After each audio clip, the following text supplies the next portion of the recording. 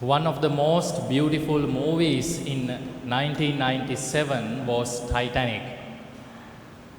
It became famous not only because of the story but also the ship itself.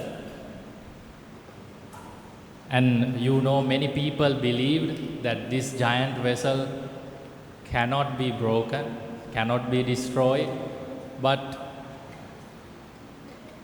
it has its own end and only 710 survivors.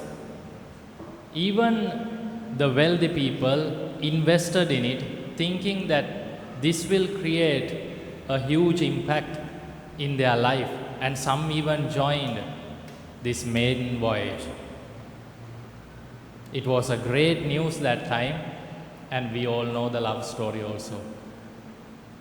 So, here we are celebrating even more amazing truth that is sometimes hard for us to comprehend. The truth is, God raised Jesus from the dead. It is a simple truth, but there's a profound question to be asked. How can a man live again after suffering such a cruel death? How can a simple man live again after suffering such a cruel death? We hear in the Gospels how it happened. The disciples, especially the women, they saw what happened in the tomb, and they were feeling a kind of amazement, and it deepened as they entered the tomb when they saw the angels. And here the Gospel writer, Luke Gospel, the writer sends Peter also and narrates the same story.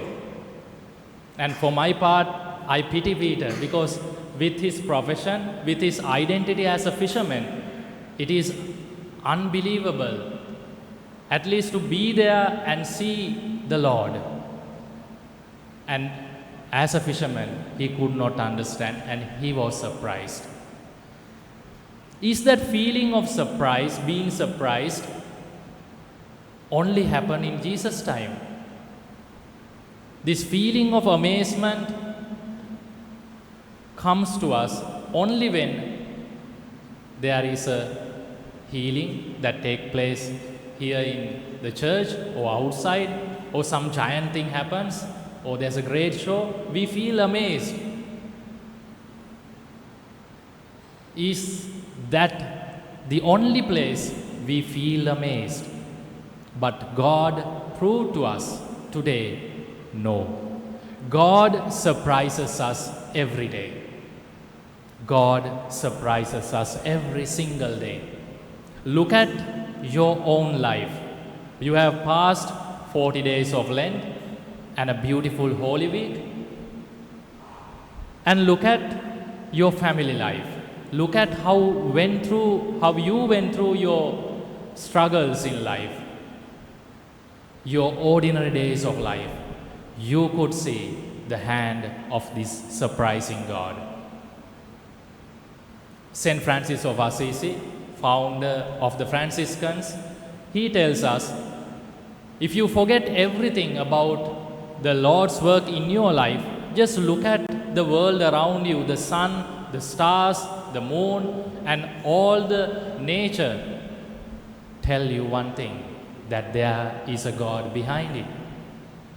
And our founder, St. Alphonsus, the founder of the Redemptorist, goes beyond and tells, just forget about everything and come to the liturgy. The presence, the very presence of God in the liturgy, especially in the Blessed Sacrament, is enough. Is enough for us to believe in a surprising God. And his passion was directed towards poems, beautiful prayers, and daily adoration. That was how he was affected. How about you and me sitting here nicely and celebrating a feast that has the feeling of surprise? Are we an Easter community that walk together with this surprising God?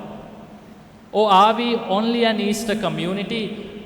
We feel that feeling of surprise when there's a breaking news, when there's a bomb blast, when there's something, a great story like Titanic. How about our day-to-day life? Where is that God of surprises? My dear friends, the Redeemer invites you and me to open our eyes of faith and to touch and to feel that God of surprises in our ordinary life. So, let us humbly ask the Lord to help us, to grant us that faith, to have that belief, to experience the surprising God, so that as we heard in the Gospel, we were touched, we will be touched by the same surprising God, same surprising Redeemer, just like how He appeared to His disciples.